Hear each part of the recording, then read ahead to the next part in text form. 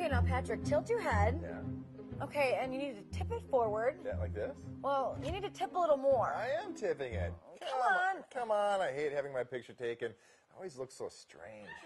That's because you are strange. Oh, well, thank you. Can I just take my own picture, like, in the mirror, like they do on those online dating sites?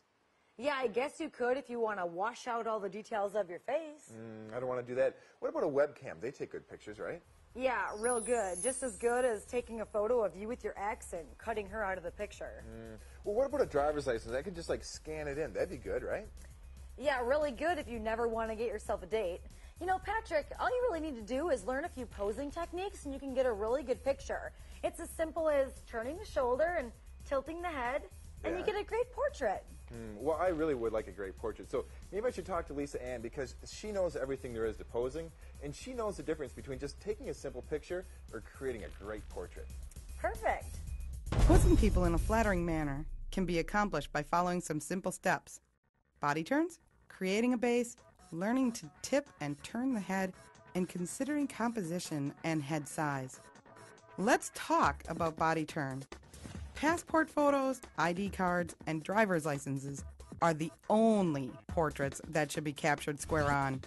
This view is extremely unflattering, but shows the most facial information.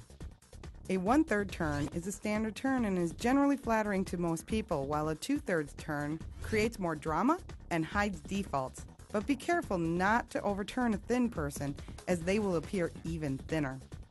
So, what direction should you turn your subject when you have a choice? There are two main indicators, their hair and their eyes. Most people part their hair to one side or another. The side of the face that has less hair covering it is subconsciously their good side. Turn their body so that the majority of their hair is closer to your backdrop. By doing this, the side of the face they are most comfortable with is primarily exposed to your lens.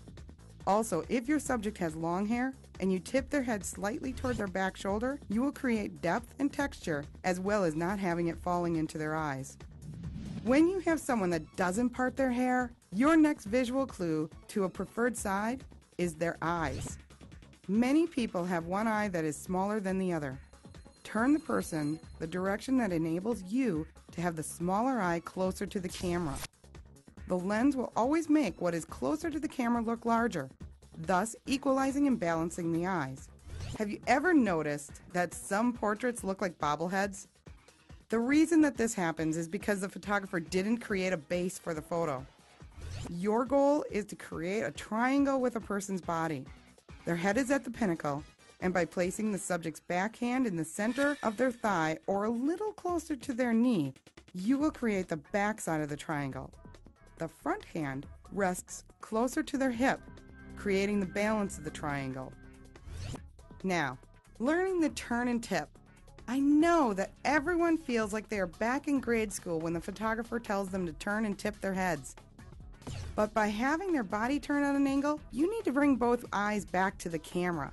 You do this by turning their face. Now, most people have not gone to the chiropractor before coming in for their press portraits. So in other words, most people's heads just aren't on straight.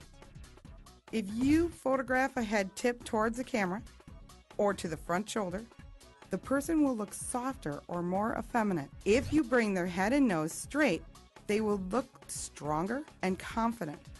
If you tip the top of their head slightly to the back shoulder, you will capture a more masculine feel. Last, but certainly not least, you need to choose the composition of your portrait. Head size is the amount of space taken up by the face and hair in comparison to the body. In a standard press portrait, the head size is about 1/3 of the image.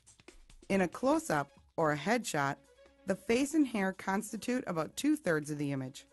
When you are trying to create a more casual or editorial type image, the expression on your subject's face is still the primary subject. Typically, elbows are seen in a 3/4 portrait. So you should remember to keep their hands visible also and create the bottom of your triangle with their arms and hands. Full-length portraits are as much about the clothing as it is about the person's expression. Your head size is now about 1/10 of the image, so you will need to be aware of foot position, hand and elbow angles, as well as keeping the feet in the image. Here is the simple and most important rule to remember. if you have knees, you need to have feet.